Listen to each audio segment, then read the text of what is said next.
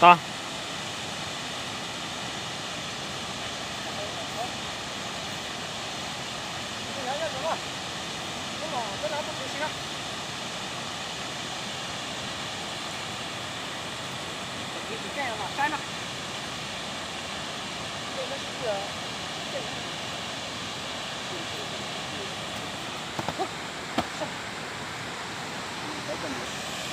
Bé mà vị cười nữa.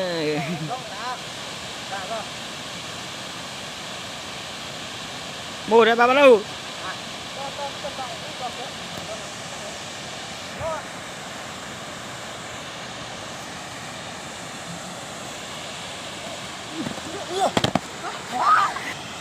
Hai cờ rồi, chả bàn tani ôm mà hai cờ rồi, chả phong nhiều sát đã rồi, to, bắt đâu?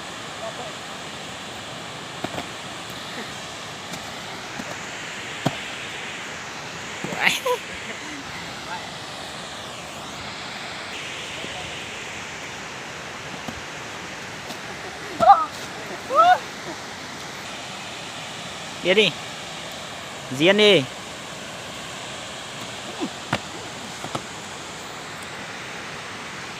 Quanh liên tục anh chỉ backup rồi à? Được thôi.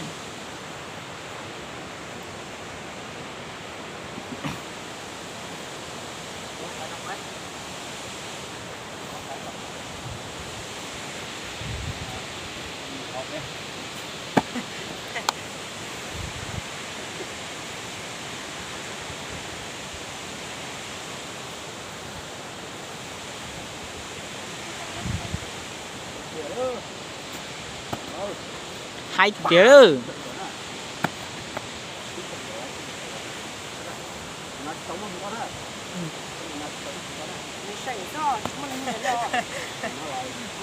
Tàn thọ cho tao nó, bữa chỉ muốn lần có theo liệu gì. Lần đó mình sợ như nó, chúng tôi biết nó đã tướng chung như thế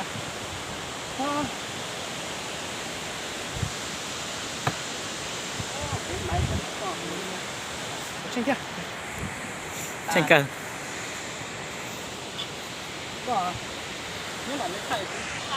Rồi.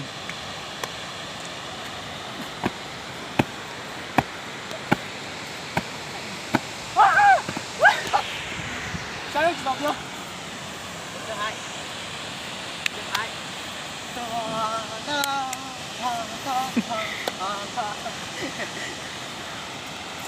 Wow.